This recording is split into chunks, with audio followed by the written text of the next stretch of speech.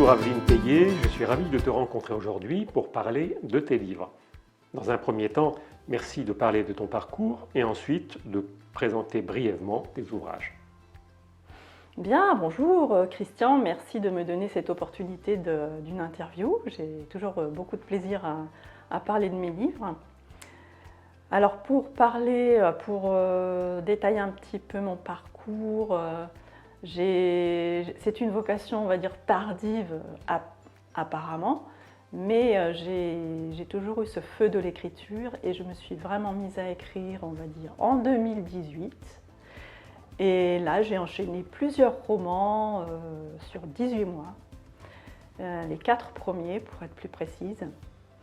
Donc, j'ai commencé par Les Enfants de Néocité, qui est une dystopie romance qui se déroule dans un univers futuriste ultra perfectionné, qui est actuellement en 3 volumes.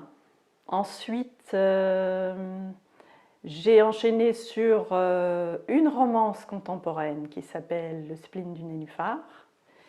Et ensuite, mes 2 romances fantastiques, Les Nuits de l'Ange. Alors, La Nuit de l'Ange romain et La Nuit de l'Ange Apolline. Alors justement, on va s'intéresser plus particulièrement aux 2 livres que tu as cités. Alors tous les 2 s'appellent La Nuit de l'Ange, et avec un sous-titre différent, Romain pour l'un et Apolline pour l'autre. Alors, comment es-tu arrivé à écrire ces 2 romans? Et ensuite, pourquoi La Nuit de l'Ange? Alors, effectivement, qu'est-ce qui m'a amené à écrire ces 2 livres qui se ressemblent un petit peu? Alors, il y a plusieurs raisons. La première, je dirais que c'est mon goût très prononcé pour la spiritualité qui m'a suivie toute ma vie. C'est d'ailleurs une vraie quête spirituelle que j'ai menée et qui m'a donné le goût du fantastique, du surnaturel.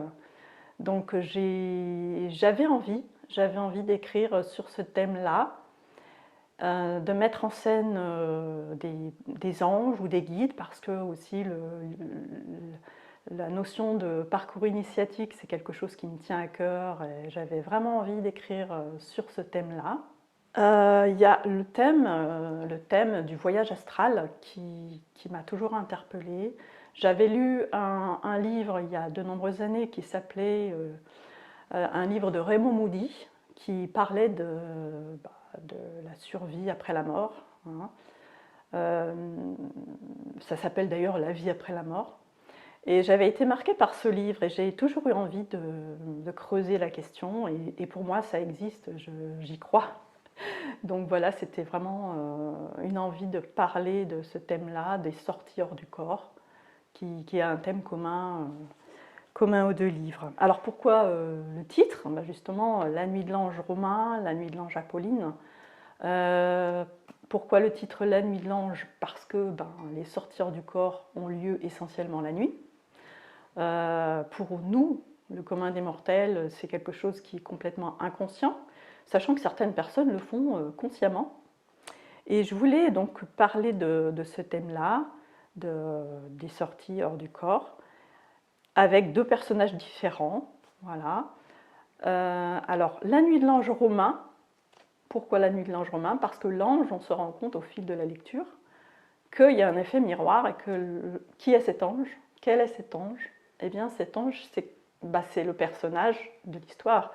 Cet ange, c'est Romain dans La Nuit de l'Ange romain. Cet ange, c'est Apolline dans La Nuit de l'Ange Apolline, puisque au fil de la lecture, on se rend compte que l'ange et le personnage ne font qu'un, en fait. Alors, qu'est-ce que ça peut être? Ça peut être cet ange, c'est une image, c'est le guide intérieur, c'est notre moi supérieur, enfin, c'est notre conscience supérieure qui se révèle et qui nous guide.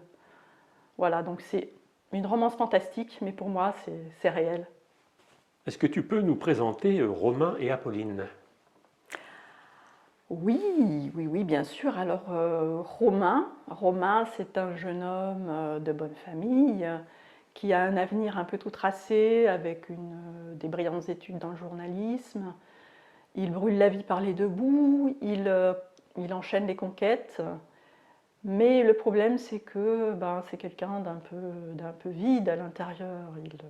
Il n'a pas vraiment il n'a pas vraiment de passion, il n'a pas vraiment trouvé le sens de sa vie, mais il ne s'en rend pas compte. Et pour lui, l'important, c'est de brûler la vie, de profiter de la vie. Donc voilà, les filles, son travail, voilà, il ne voit pas plus loin.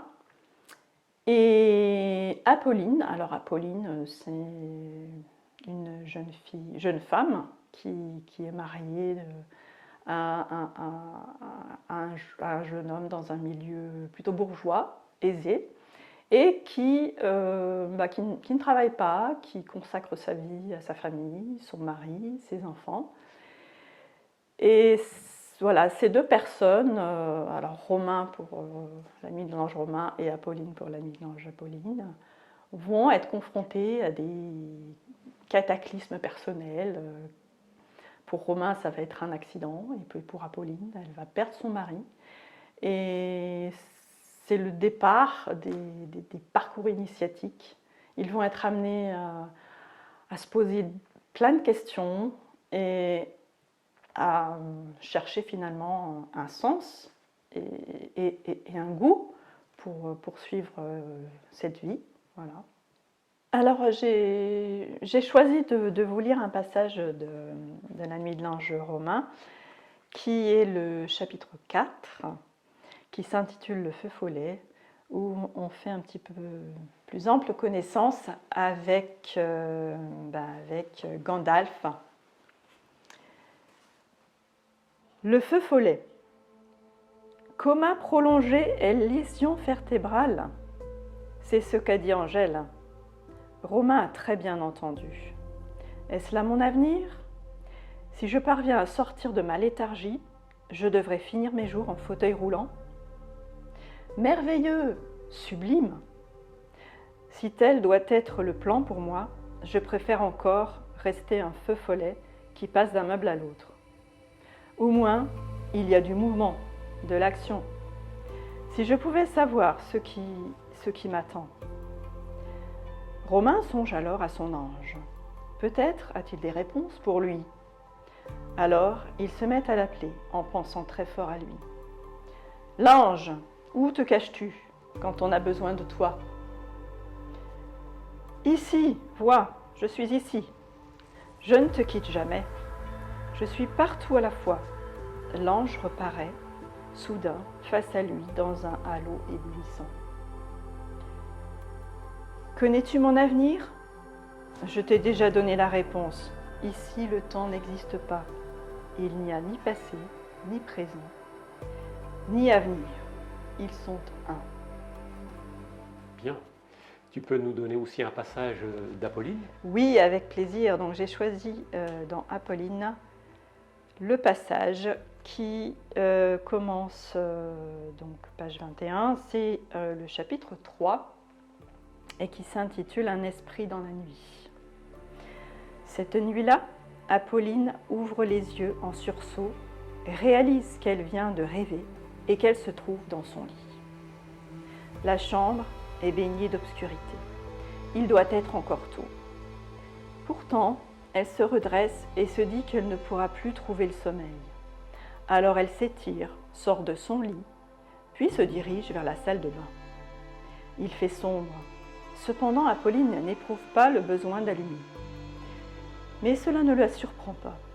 Elle s'apprête à ouvrir le robinet du lavabo et pousse un cri d'effroi en voyant son reflet dans le miroir. Elle est différente.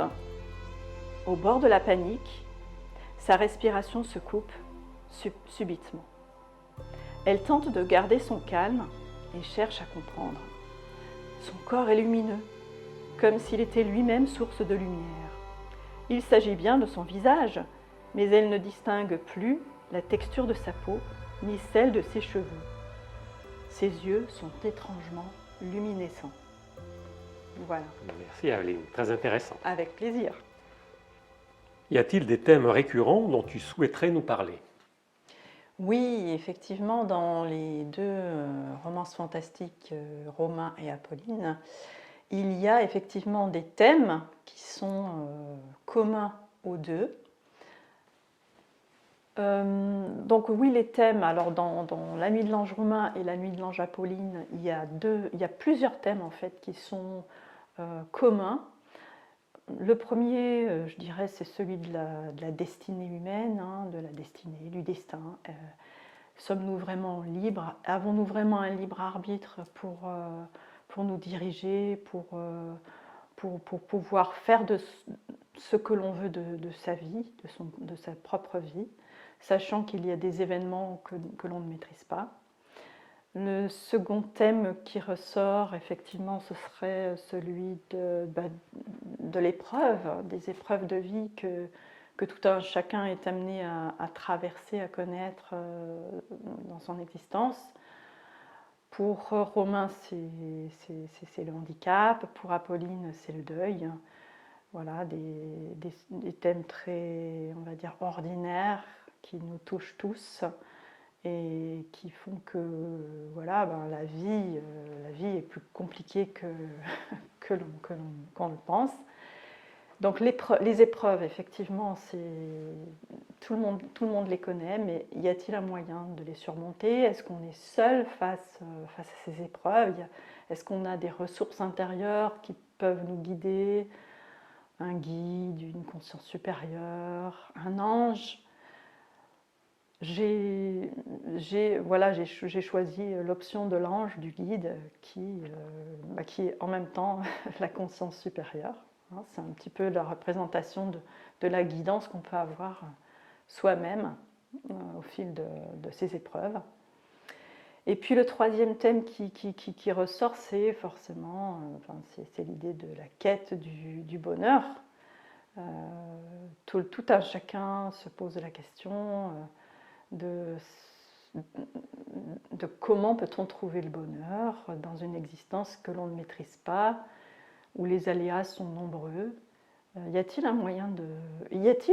D'ailleurs, existe-t-il vraiment un bonheur qui soit durable, que l'on puisse trouver malgré toutes ces difficultés, malgré toutes ces épreuves?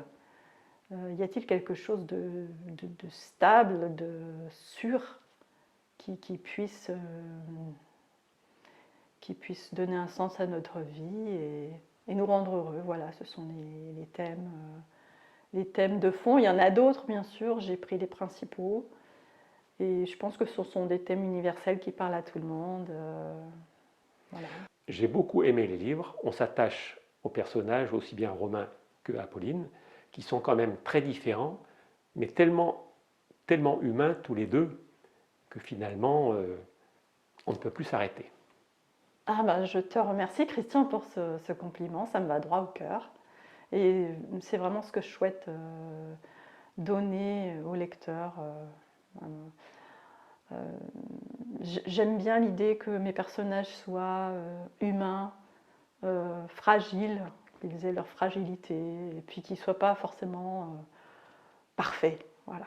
Parce qu'on n'est pas parfait, et puis de toute façon, la perfection, c'est inintéressant. Merci beaucoup, Aveline, pour cette intervention. Et puis je te dis à bientôt pour de nouveaux ouvrages, car je pense que tu en as 2 en préparation.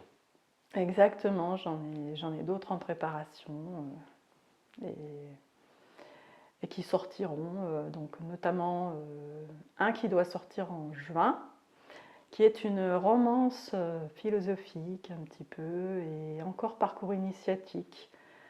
Mais bon, c'est un feel good aussi, donc c'est à la fois léger et profond. Voilà, comme je les aime. Et le deuxième?